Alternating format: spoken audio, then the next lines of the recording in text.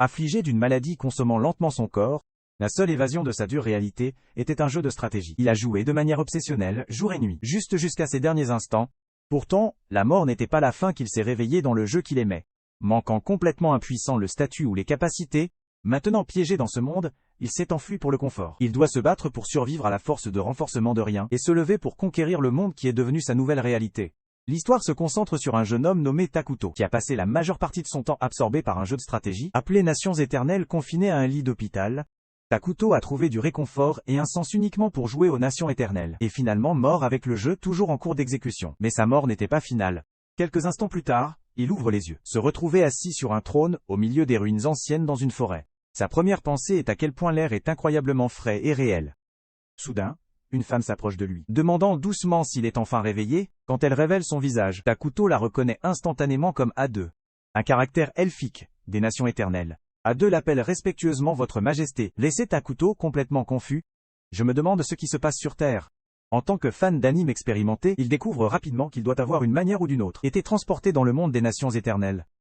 Le monde même du jeu dans lequel il a passé d'innombrables heures, mais cette réalisation apporte plus de questions. Typiquement, A2 ne s'adresserait à son roi de cette façon que s'il était le seigneur de Monagra, le nation Takuto avait précédemment mené dans le jeu. A2 parle à nouveau cette fois. Elle mentionne Takuto est le premier joueur à conquérir la difficulté de cauchemar. Utiliser Minara, largement connue comme la civilisation la plus difficile du jeu. Elle révèle fièrement que Takuto est répertorié sur le classement mondial du jeu, lui donnant un statut légendaire. La confusion de Takuto s'approfondit encore plus. Comment un simple personnage de jeu peut-il savoir sur les choses au-delà de son propre jeu? Réalité mondiale. Et A2 explique doucement qu'elle se souvient de tout. Chaque victoire à chaque défaite. Chaque mot Takuto lui a déjà parlé à travers son écran, et tout le voyage est partagé ensemble jusqu'à présent. L'entendre Akudo est submergé par l'émotion, des larmes se formant dans ses yeux. Il dit à A2 à quel point il est heureux de lui parler enfin, directement, avouant qu'elle a toujours été son personnage préféré dans les Nations Éternelles. A2 répond chaleureusement qu'elle se sent précisément de la même manière. Encore rien de tout cela ne clarifie comment il s'est retrouvé ici. Alors Takuto regarde directement Atu et demande si c'est elle qui l'a amené dans ce monde. Atu admet honnêtement qu'elle n'a aucune idée de la façon dont ils sont arrivés ici. Comme elle est arrivée elle-même il y a quelques minutes, elle est toujours certaine d'une chose, l'endroit dans lequel il se trouve ressemble exactement au monde des Nations Éternelles. Quel que soit leur emplacement, Atu est profondément reconnaissante qu'elle ait finalement rencontré son vrai roi en personne. Tenant doucement les mains de Takuto, elle l'exhorte à recommencer leur voyage ensemble. A2 partage son rêve de reconstruire un empire avec juste les deux. Et puisque Takuto n'a plus rien d'autre, il accepte volontiers de rejoindre sa quête. Quand Takuto étend sa main pour secouer officiellement leur partenariat, moi aussi, je passe soudainement à son personnage de PNJ, se présentant dramatiquement sous forme de bout A2, un enfant illégitime, né d'un monde déchu. Elle promet solennellement tout son être l'esprit, l'âme et le corps entièrement à Takuto. Bien que le caractère d'Atu soit techniquement mauvais, les théâtres se sentent douloureusement clichés, la laissant à la fois et à Takuto momentanément embarrassé. Takuto décide toujours de s'y pencher, déclarant radicalement cela aux côtés d'Atu. Sa main droite de confiance, il établira d'Emiran, l'empire le plus sinistre de tous. Takuto se transforme alors en A2, demande si elle se souvient de ce que Minara doit toujours faire en premier.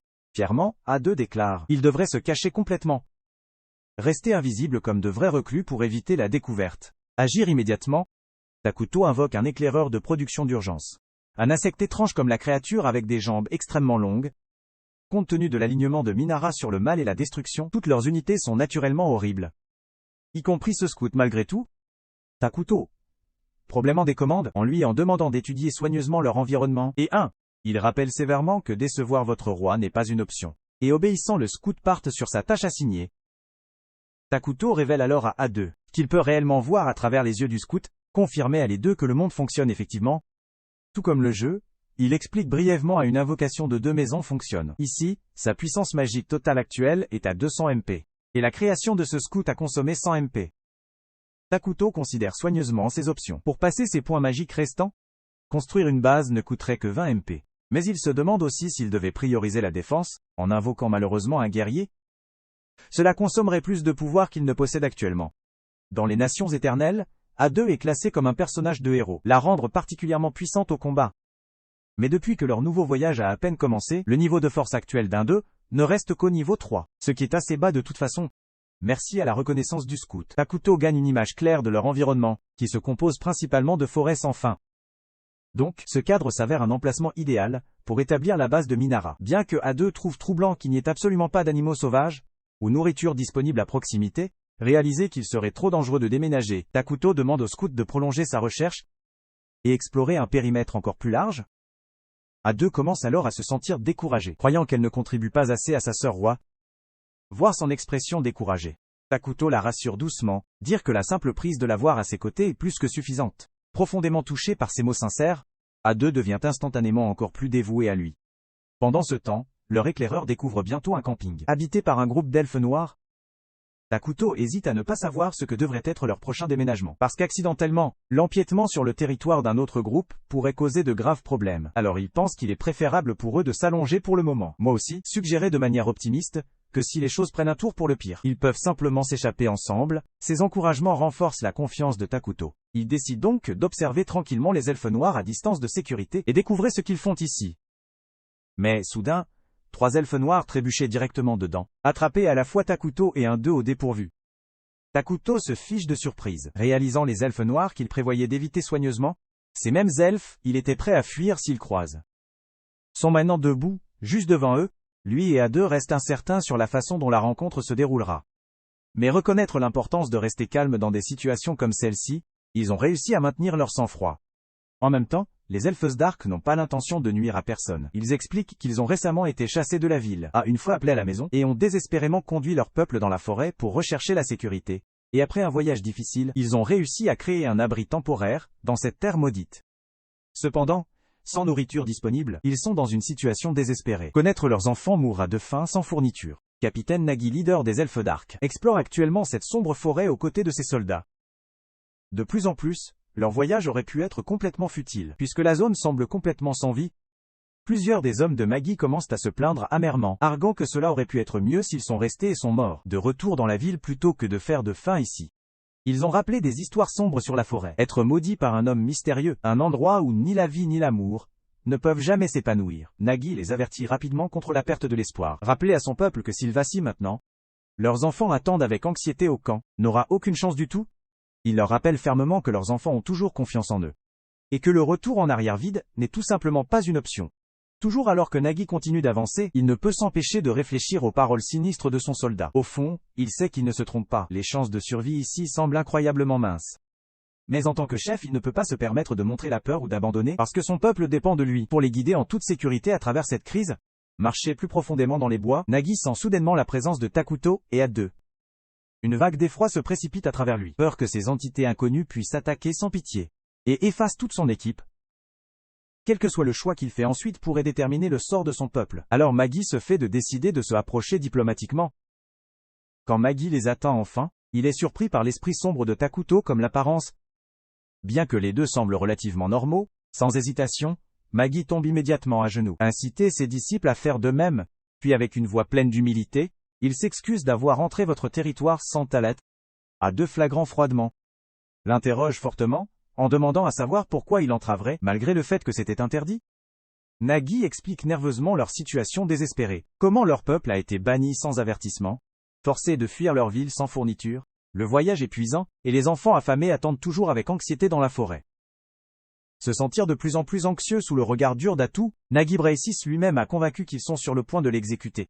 Cependant, Takuto le surprend en demandant calmement s'il a faim. Magi hésite nerveusement, incertain comment répondre, jusqu'à ce qu'Atu lui demande fermement de répondre à la question de son maître. Magi admet tranquillement qu'il a faim. Et immédiatement Takuto évoque plusieurs pommes à partir de l'air mince. Nagi regarde dans la perplexité. N'ayant jamais vu une pomme auparavant, je ne sais pas s'ils sont même comestibles. Takuto lui assure avec bonté que le fruit est juteux et délicieux, l'encourager à l'essayer. Toujours hésitant, Nagi regarde derrière lui, choqué de voir ces hommes dévorant déjà les pommes avec impliance. Atu alors fermement l'exhorte aussi à manger. Pourtant, Denigen se sent toujours mal à l'aise. Remarqué son hésitation, Takuto évoque rapidement les poires. Maintenant Magi est ouvertement suspect, profondément confus par la générosité de Takuto. Les elfes noirs avaient toujours été vus avec l'hostilité, constamment rejetés par les autres. Rencontrer soudainement quelqu'un prêt à aider, sans aucun motif caché, je me sentais inquiétant. Magi déclare enfin qu'il préfère ramener la nourriture, pour nourrir les enfants affamés dans leur camp. Mais avant qu'il ne puisse même terminer sa phrase, Takuto évoque encore plus de fruits pour lui. Associé submergé ne peut ressentir que la gratitude et l'incrédulité. En attendant au camp, les enfants d'elfes sombres sont faibles et épuisés. priaient silencieusement pour le sauvetage. Soudain, ils attrapent un parfum familier dans l'air. Leurs prières sont exaucées, parce que Nagi et ses soldats sont revenus, apporter avec eux plus de nourriture qu'ils n'ont jamais vue. Nagi dit joyeusement à tout le monde de se préparer à une fête, et bientôt ils mangent tous avec impatience. Et les enfants affamés retrouvent rapidement leur force. L'un des elfes demande alors curieusement à Nagi où il a obtenu toute la nourriture. Mais Nagi évite de donner des détails. Au lieu de cela, il leur dit simplement que le destin leur a finalement souri. Pourtant, au plus profond de son cœur, il reste hanté par la mémoire du mystérieux figure intimidante qu'il a rencontrée dans la forêt. Après le repas, tout le monde tombe dans un sommeil paisible, sauf pour Nagi qui reste éveillé, regardé pensivement dans le feu. Alors qu'il se tient à regarder, Elder Molter s'approche tranquillement. Tiré doucement Nagi de sa profonde contemplation, Molter exprime sa gratitude pour les efforts de Nagi, mais mentionne que le fruit avait un goût différent de tout ce qu'il a jamais connu, même après avoir vécu 200 ans. Nagi hoche la tête en convenant que le fruit avait définitivement un goût étrange. Molter le presse d'où vient la nourriture, provoquant une Nagi à avouer, ils ont rencontré une silhouette légendaire, après avoir erré profondément dans la forêt maudite. Entendre ce Mulder se demande à haute voix si c'était peut-être le roi de la ruine, rappelant des histoires anciennes sur un être mythique, dit apparaître quand le monde devient trop encombré. Détruire tout et retourner la civilisation dans l'obscurité. Mais personne ne sait si ces légendes détiennent une vérité, puisque personne ne l'a jamais vu personnellement. Mulder demande Nagi directement si la figure mystérieuse s'est présentée comme le roi de la ruine. Nagi admet Takudo ne s'est jamais présenté du tout. Il n'a parlé que par son serviteur. Mulder insiste, il n'y a aucun moyen qu'une entité sombre comme ça offrira de l'aide pour exiger gratuitement de savoir ce que Nagi a promis en échange. Nagi cependant insiste sur le fait que c'était purement un acte de générosité de Takuto. Rien d'autre. Mulder reste sceptique, arguant aucun mal n'offre jamais d'aide sans motif caché. Nagi appelle fermement Takuto le Grand, déterminé à le défendre, et à souligner qu'il a simplement choisi d'aider Walter, qu'un tel titre noble ne convient pas au roi de la ruine. Mais Nagi refuse de bouger. Il soutient avec passion que Takudo mérite le respect, parce qu'il les a aidés en cas de besoin. Et frustrant, se demande si ça aurait pu être mieux s'ils sont tous morts, plutôt que de recevoir une telle aide. Entendre ce Multer concède à contre-cœur Nagi Point, accepter de gérer personnellement les négociations, le moment venu de rembourser leur mystérieux bienfaiteur. Nagi regarde ces personnes endormies, remettant silencieusement, quand il pourrait enfin se reposer sans crainte. En même temps, un tube est complètement contrarié par Takuto, pour gaspiller un mana précieux, en nourrissant le total des étrangers. Elle le force sévèrement à genoux alors qu'il essaye d'expliquer, il était simplement désolé pour eux. Edric ne peut pas croire son imprudence, lui rappeler brusquement. Ils ne savent pas encore si Minerva sera paisible ou brutale, ou combien de batailles pourraient être à l'avance, donc gaspiller du mana comme ça pourrait être dangereux. Réalisant qu'elle aurait pu aller trop loin, gronder son propre roi, Mathieu s'excuse rapidement, mais Takudo la rassure doucement, lui rappeler qu'ils sont partenaires, et qu'ils ne pouvaient pas survivre dans cet endroit sans elle à ses côtés. Il admet aussi se sentir mal à l'aise autour des elfes noirs, suggérant peut-être qu'il est timide. Moi aussi, a été surprise qu'elle ait assumé. Takudo jouait délibérément le rôle d'un roi digne. Communiqué uniquement à travers elle comme son serviteur, les deux se moquent et se taquinent avec espièglerie pendant un moment. Jusqu'à ce que le scout convoqué de Takudo revienne enfin. Le lendemain matin, Magi se prépare à une autre visite à Takudo. Et frère Moltar demande s'il est vraiment prêt à rencontrer le roi sombre. Molté croit fermement que, puisqu'ils ont déjà accepté l'aide du roi sombre, ils doivent également être prêts à payer le prix qu'il exige en retour. Objet Magi, lui rappelant que Takuto n'a jamais suggéré quelque chose comme ça. Mais Multer insiste, c'est simplement dans la nature des mauvais êtres, de demander quelque chose, en échange de tout acte de gentillesse. Pourtant il convient qu'ils doivent compter sur Takuto pour l'instant, puisque nulle part ailleurs en sécurité. Alors, ils décident de visiter Takuto ensemble, ignorant complètement que son scout insecte avait observé toute leur conversation. Kudo rappelle rapidement le scout pour lui faire rapport, et en apprenant que les elfes sont sur leur chemin, il espère tranquillement qu'ils vont simplement ramasser le reste, la nourriture qu'il avait préparée hier, et partir sans causer de bruit. L'anxiété commence rapidement à saisir le Kudo, comme il explique à A2 qu'il est terrible avec les conversations, et ne sait pas s'il sera en mesure de négocier correctement avec les elfes noirs. A2 le rassure qu'elle le gérera elle-même, ajoutant que cela montrera également les elfes sombres, que son roi ne se pencherait pas assez bas pour lui parler personnellement. Peu de temps après l'arrivée de Multer et Agi, et l'aîné Multer salue Takudo avec une salutation trop formelle et éloquente, presque comme quelque chose de tout droit sorti de la lettre de motivation, le remerciant pour la généreuse disposition qu'il a offert à ses gens. Molté alors respectueusement demandé la permission de connaître l'identité de leur roi sombre. Après avoir reçu la permission de Takuto, A2 révèle son nom, déclarant fièrement qu'il soit le roi sombre, redouté de la ruine lui-même. Les deux elfes noirs deviennent visiblement secoués, en faisant confirmer leurs pires craintes. A2 leur demande ensuite de prendre simplement la nourriture et de partir, parce que ça ne va pas beaucoup plus longtemps. Pourtant, Molter insiste poliment pour rembourser Akudo pour sa générosité, et demande ce qu'ils peuvent lui donner en retour. A2 l'informe froidement qu'il n'y a rien en leur possession capable de plaire à son roi, donc essayer de rembourser serait inutile. Elle se demande alors si les elfes ont même quelque chose qu'ils considèrent précieux du tout. Faire hésiter à Mulder, comme il se rend compte qu'ils n'ont vraiment rien de valable à donner.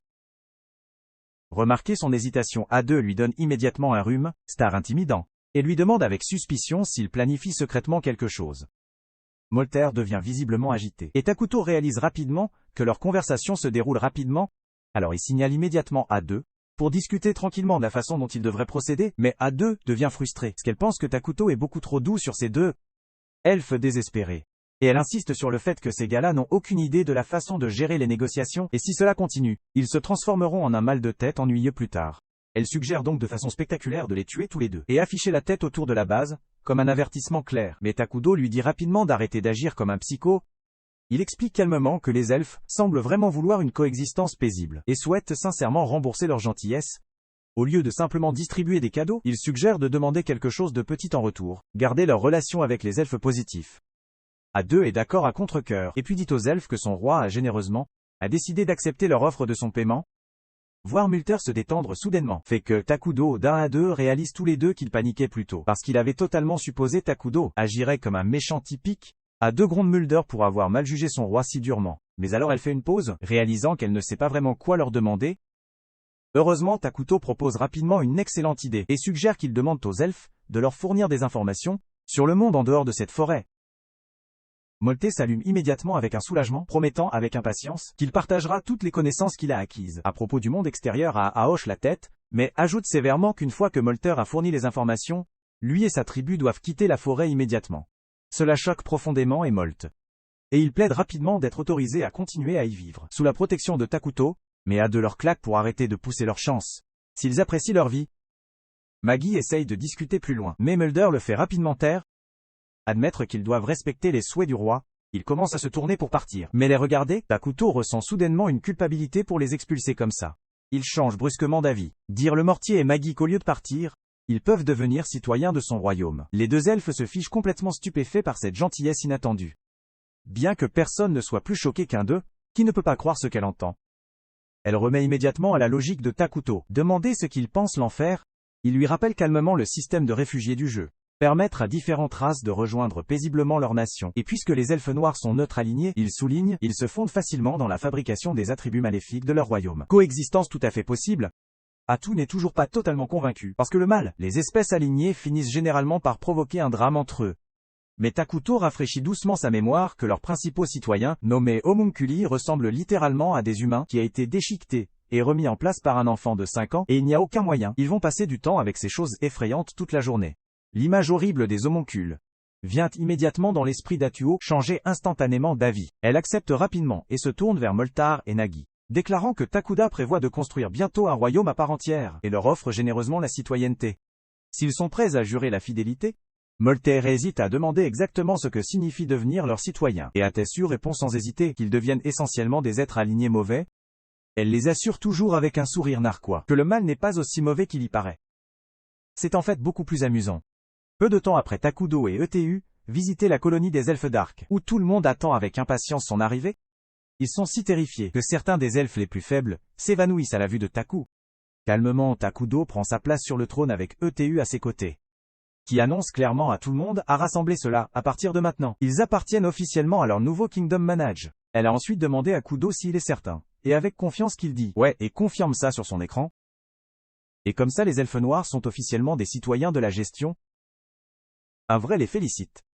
Souligner cela à partir de maintenant, leur sécurité et leur survie sont personnellement garantis par leur nouveau roi. Maggie se demande à haute voix si c'est vraiment ça, parce qu'il ne se sent pas réellement différent. Malgré le prétendument devenu un mal d'être presque immédiatement, il regrette trop tôt. Quand une vague de haine écrasante l'inonde soudainement à travers lui et le reste des elfes, souvenir douloureux d'être persécutés et attaqués sur leur esprit, les remplir d'un désir intense de vengeance.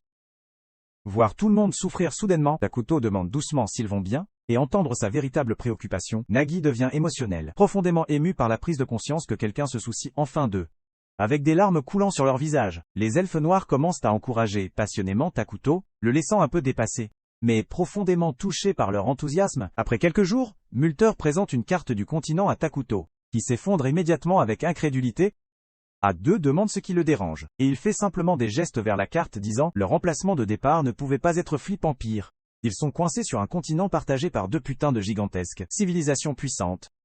D'un côté est le Saint Royaume de Qualia, une nation humaine massive, adorant les Arlos. Un créateur est connu pour être ennuyeux, et strictement bon. Alignement du côté opposé se trouve Elna. L'Alliance élémentaire, une nation d'elfes consacrée à la nature. Ils sont également du côté du bien. Faire réaliser à deux qu'ils sont littéralement pris en sandwich entre 2 énormes civilisations qui les essuieraient en un instant s'ils étaient découverts. Pareil King A2 tombe à côté de Takuto dans le désespoir. Mais Takuto reprend rapidement le sang-froid, lui rappelant que tant qu'ils gardent un profil bas, ils peuvent devenir tranquillement plus forts. Il se souvient que leur course principale, les homunculi étaient stupides comme des rochers dans le jeu, et terribles à la recherche. Heureusement maintenant qu'ils ont des elfes sombres de leur côté, les choses devraient aller beaucoup plus fluides. Peu de temps après l'arrivée des elfes noirs pour une réunion, cette fois, apportant Emel, l'assistant de Nagi, la présente comme un génie ringard, qui en sait bien plus que lui, sur les royaumes étrangers, et insiste sur le fait qu'elle s'avérera définitivement utile. A2 transmet aux elfes que leur dévouement a plu au roi. Et elle annonce qu'ils sont sur le point de recevoir des responsabilités majeures, directement ordonnées par Takuto lui-même. First Up Multer est chargé de gérer les affaires internes. A2 dit qu'elle attend de grandes choses de lui, surtout depuis qu'elle a appris qu'il connaissait la magie aussi. Ensuite, elle nomme Nagi en tant que chef des guerriers de Minara, le facturé de construction d'une puissante militaire pour la défense quand elle mène le recrutement. Nagi est bien trop excité, criant de façon spectaculaire qu'il détruira tous leurs ennemis et se montre fièrement en tant que trophée. Mais Takuto se sent déjà mal à l'aise sur l'imagerie horrible. Il remarque tranquillement que la guerre est barbare, et A2 clarifie le désagréable confus, que leur roi préfère réellement la paix. Il a donc besoin de se détendre avec le discours de Turi. Cela confond encore plus. Qui se demande quel genre de roi sombre de la ruine est dans la paix. Multer, voyant la confusion de Nagi, le taquine sarcastiquement et déclare en toute confiance que contrairement à Nagi, qui a clairement plus de muscles que de cerveau, il se révélera lui-même beaucoup plus utile à Takuto. Nagi le prend immédiatement comme un défi, se vanter bruyamment à Takuto qu'il est jeune et plein d'énergie, prêt à servir sans relâche, le roi sans repos. A2. Comprenez complètement les malentendus. Leur petite concurrence est un véritable dévouement, les confondre avec les bourreaux de travail. Au lieu de 2 idiots désespérés pour les grands convicis. L'approbation du mal de papa, elle se tourne vers Takuto. Demander s'il devrait les envoyer dans une mission de collecte de ressources, mais Takuto suggère une meilleure idée. Embellissement du terrain et construire des maisons appropriées. A2 relaie immédiatement ceci à Moltar. Lui demander de rassembler du bois pour la construction, mais pour s'assurer qu'il ne gâche pas la beauté de la forêt. Moltar est avec impatience, se vantant que les elfes noirs étaient à l'origine des habitants de la forêt, alors il le gérera parfaitement. Takuto ajoute alors qu'il devrait renforcer les zones qu'il dégage, provoquant une confusion parmi les elfes, qui n'a jamais entendu le terme auparavant. Réaliser ce monde pourrait être plus primitif que prévu. Takuto demande prudemment s'ils connaissent la magie militaire. Ou les 6 principaux éléments. Multer répond qu'il n'a entendu parler que de 4 éléments majeurs, tandis qu'Emma admet, elle n'a même jamais vu la magie militaire utilisée par un royaume. Akuto et A2 Exchange Loop, réalisant qu'ils ont frappé un jackpot. Ce monde est encore moins avancé qu'ils ne le pensaient. Leur donner un énorme avantage à sauter rapidement. Une fois qu'ils ont mis en œuvre avancée, technologie magique, j'ai dessiné, explique patiemment que le reboisement signifie une réflexion rapide sur les nouveaux arbres. Pour remplacer ceux qu'ils réduisent, en utilisant la magie, les elfes mentionnent qu'ils repoussent naturellement les arbres. Mais admettez qu'ils n'ont jamais envisagé d'utiliser de la magie pour accélérer les choses. A2 décrit comment le reboisement utilise les 6 principaux éléments pour faire pousser rapidement de nouveaux arbres, puis attribue rapidement cette découverte à Takuto, même si c'est un mensonge total. Elle commence à vitrage Takuto, se vanter sans vergogne de la façon dont il a même créé ses fruits spéciaux. Les elfes ont mangé plus tôt, mentionnant surtout que les raisins sont son préféré. Emel confirme avec enthousiasme les mots d'A2, puis dit qu'elle a également planté des graines de raisin, et ils ont en fait commencé à faire germer. Takuto lui-même est stupéfait par cette révélation. Ne pas s'attendre à ce que les fruits à base de terre poussent si facilement ici. Soudainement inspiré, il teste rapidement sa théorie en créant par magie une pièce de monnaie à partir de la terre. Quand ça marche, il est ravi de réaliser, il pourrait potentiellement introduire des technologies avancées, comme la poudre à canon radicalement, accélérer la croissance et la supériorité de sa civilisation par rapport aux autres en même temps. Dans le Saint Royaume de Qualia, les choses commençaient aussi à se réchauffer. Saint Solina a marché devant une escouade de chevaliers, grâce au contrefort à la neige, déterminé à éliminer certaines créatures vicieuses, menaçant les villages environnants. Au moment où un paquet de gobelins s'est précipité en vue, Solina a calmement élevé son personnel, les incinéré instantanément, avec son feu sacré. Le saint incendie s'est dissipé dans le ciel, après avoir effacé les monstres, et la douce lumière du soleil s'est déversée sur la terre carbonisée, incité les fleurs à fleurir à leur place. Se tournant vers ses chevaliers étonnés, leur capitaine a fièrement annoncé que le pouvoir divin de Solina purge du Monsters of Evil l'alignement, laissant des champs de fleurs florissants, et c'était sa capacité seule qui leur avait permis de maintenir si fort lien diplomatique avec les elfes. Après la brève escarmouche, Solina a confronté le cardinal, le pressant à envoyer des paladins vers le sud, avertissant qu'elle avait récemment ressenti une perturbation inquiétante dans la forêt maudite. Mais le cardinal a catégoriquement refusé, affirmant que la forêt maudite était assise à l'extrémité éloignée du continent, et déployait des paladins. Cela nécessiterait une autorisation spéciale de ceux qui, au-dessus de lui, imperturbables. Solina l'a fermement averti qu'elle gérerait personnellement la question. Si aucune troupe n'a été envoyée initialement, le cardinal a essayé de repousser, mais s'est rapidement cédé sous son regard glacé, prometteur à la place, pour envoyer les forces limitées qu'il pouvait commander personnellement. En attendant, dans leur propre domaine, Takuto et Atu se sont concentrés sur le développement de leur nouveau territoire. Commencer par construire des maisons décentes pour les elfes noirs. Ils avaient déjà lancé ensemble une salle de trône de fortune autour du trône de Takuto, et il était ravi par l'idée d'enfin organiser des réunions importantes avec les membres éminents de son royaume. À droite, Molter, Nagi et Emel sont entrés prêts à l'action. A2 les a informés que c'était à peu près le temps de lancer leur première officielle réunion du conseil. Mais avant que la réunion ne puisse commencer, Emile s'est approché avec impatience de Kudo, révélant un cadeau ou une nouvelle tenue élégante, qui, à sa légère embarras, était dangereusement proche du territoire féminin. Taku a toujours accepté avec gratitude les nouveaux vêtements, admettre que ces vieux vêtements devenaient gênants, et remercie les elfes sincèrement. Curieusement, les elfes ne pouvaient voir aucun changement visible dans son apparence, mais ils ont décidé de faire confiance à un louange enthousiaste de deux sur la façon dont la tenue convenait parfaitement à leur leader bien-aimé. Avec la crise des vêtements résolue, une réunion trop vive du conseil. Seulement pour réaliser que Takuto était toujours désespérément perdu pour s'admirer, légèrement ennuyée mais sans surprise, elle a choisi de continuer la réunion elle-même, suggérant avec désinvolture. Elle consulte Takuto chaque fois que sa contribution réelle était nécessaire. Et Takuto a joyeusement accepté sa suggestion. Pleinement content pour continuer à gérer en silence sa propre fabuleuse. Alors que la réunion commence, Multer immédiatement sur le type de bâtiment qu'il devrait prioriser. Donc, l'ATU suggère avec confiance qu'il commence avec des installations de production alimentaire et révèle rapidement une plante grotesque troublante, annonçant que cela servira de source de nourriture principale pour l'instant. Les elfes grinçaient visiblement, à peine capables de cacher leur dégoût, avant de demander avec hésitation aux deux qu'est-ce que cette horrible chose était censée être. Avec un enthousiasme troublant, elle les a informés que cela s'appelait la plante de chair, une délicatesse unique de leur civilisation. Selon une dent, il a produit de la viande qui avait un goût de façon inquiétante à la chair humaine, mais était incroyablement nutritif. Horrifiés par cette révélation, les elfes ont rapidement précisé qu'ils n'étaient pas exactement à manger des gens. Je les assure moi aussi, la plante de chair n'était qu'une solution temporaire pour leur pénurie alimentaire. Et bientôt, ils ont des options beaucoup moins inquiétantes disponibles. Après cette annonce troublante, elle a expliqué qu'ils avaient également besoin d'unités de stockage et bâtiments administratifs près des fermes. Jusqu'à ce que Emma se soit rapidement portée volontaire pour superviser ces structures, le prochain A2 a changé de vitesse vers le prochain sujet crucial de la recherche agenda. Elle a souligné que l'obtention, la technologie de pointe était absolument critique pour une nation nouée comme la leur. Multer et Trid lui ont demandé spécifiquement sur quelle technologie ils devraient se concentrer, et A2 a révélé avec enthousiasme que leur cible serait la technologie magique. Takuto s'est pratiquement allumé d'excitation en entendant, et Multer a déclaré avec impatience cela comme un mage qualifié. Il a fait ses meilleurs efforts pour impressionner leur roi. Il a suivi, demandé précisément quel type de technologie magique il devrait viser, et un tube révélé avec enthousiasme, ils ont plongé directement dans la recherche magique militaire. Elle a expliqué que les sorts d'attaque standard étaient pitoyablement limités, gérés à peine à gérer une poignée d'ennemis. Alors que la magie militaire avancée pourrait anéantir des villes entières, ou même remodeler le terrain à leur avantage. Molter est maintenant tiré, a immédiatement accepté de les arroncer tous les elfes doués par magie, et commencé à travailler sur l'inauguration des sorts magiques qui n'étaient même pas encore apparus dans leur monde. Puis A2 est passé au dernier sujet de la réunion. Leur stratégie militaire déchaîne. Instantanément excité que ce fût enfin son tour de briller, mais Tekudo a rapidement éclaté sa bulle, en déclarant franchement, il n'investirait pas fortement dans leur militaire en ce moment. Je l'ai aussi soutenu en montrant que les armées coûtent une merde pour maintenir, mais ne produit rien d'utile pendant les périodes pacifiques. Nagi a protesté fortement, arguant qu'il manquait de pouvoir suffisant pour défendre correctement leur roi, et devrait donc certainement prioriser leurs militaires. Mulder a également rejoint, leur rappeler que lui et Nagi avaient des primes massives placées sur leur tête en tant que chef d'elfes sombres, ce qui signifie que leur royaume pourrait bientôt devenir une cible juteuse pour les ennemis, comprendre leurs préoccupations. Takuto a rapidement trouvé une alternative plus intelligente, créer un héros pour défendre le royaume.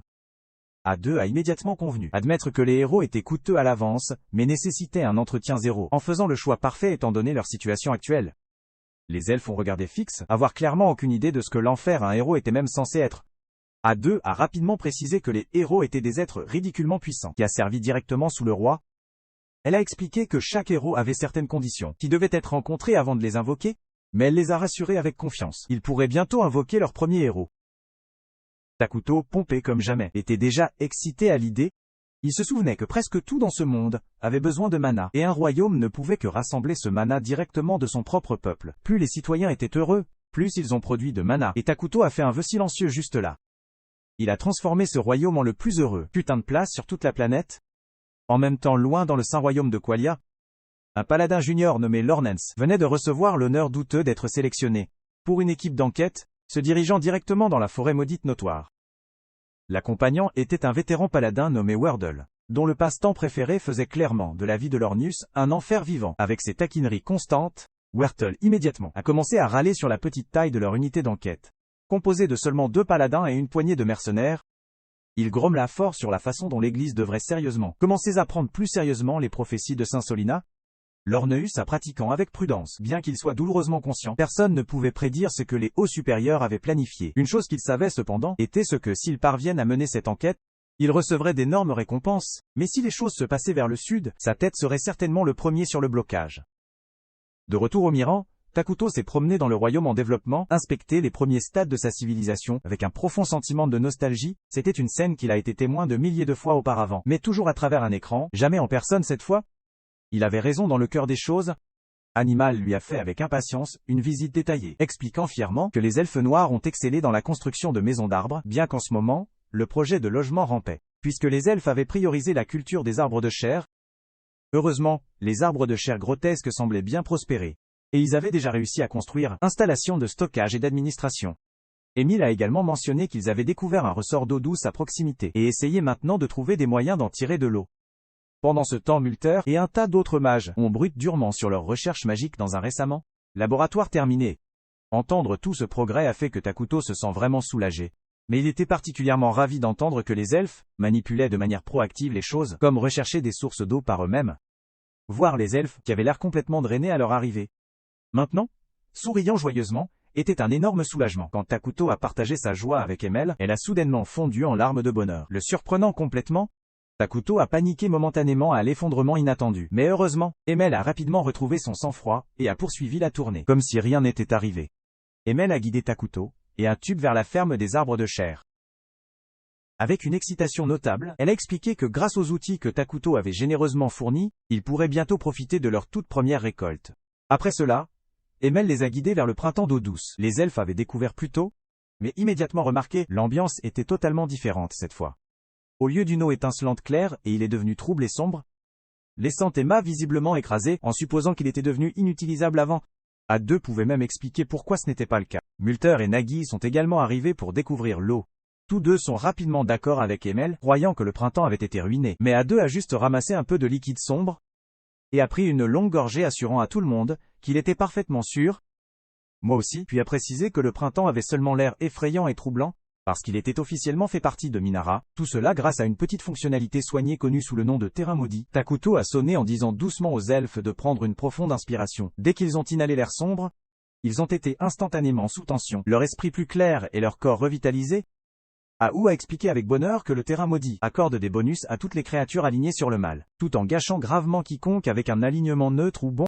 Depuis que les elfes noirs faisaient désormais partie officiellement de Manora, et donc avaient un mauvais alignement, l'eau ne posait aucune menace. Magi a fait une gorgée lui-même, confirmant ces mots, j'ai aussi ajouté cela assez tôt. Toute la forêt se transformerait en ce sinistre terrain maudit malgré tout. Takuto a immédiatement commencé à s'inquiéter à haute voix, soulignant que le terrain maudit est sorti comme un pouce endolori.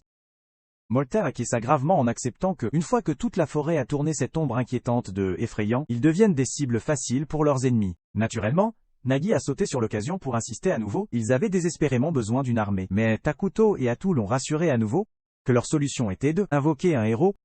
Molter, toujours sans aucune idée de ce qu'était exactement un héros, pressé pour plus d'explications. Moi aussi, a décidé qu'une démonstration pratique serait beaucoup plus efficace qu'une autre conférence sans avertissement.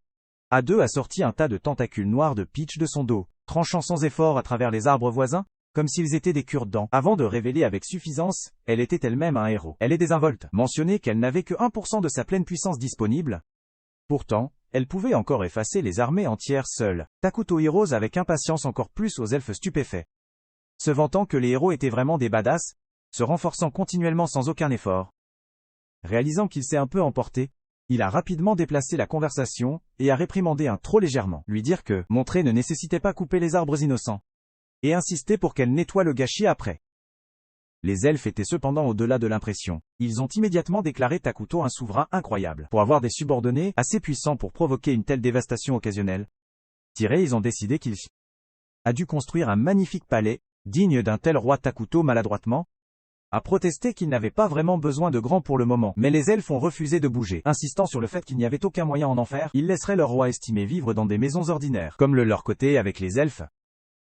Souligner que la construction d'un palais renforcerait le moral de chacun, impossible de contester cette logique. Takuda a cédé, admettant que, alors que son vrai rêve était une forteresse volante badass, un jour, il se contenterait d'un palais ordinaire. Pour l'instant, si vous aimez le récapitulatif, assurez-vous de me le faire savoir dans les commentaires. Et bien sûr n'oubliez pas de laisser tomber un, partagez-le avec vos amis et appuyez sur ce bouton d'abonnement. Surtout activez la cloche de notification. Alors tu es le premier à prendre le prochain épisode dès qu'il tombe. Prenez soin de vous, et je vous verrai dans le prochain.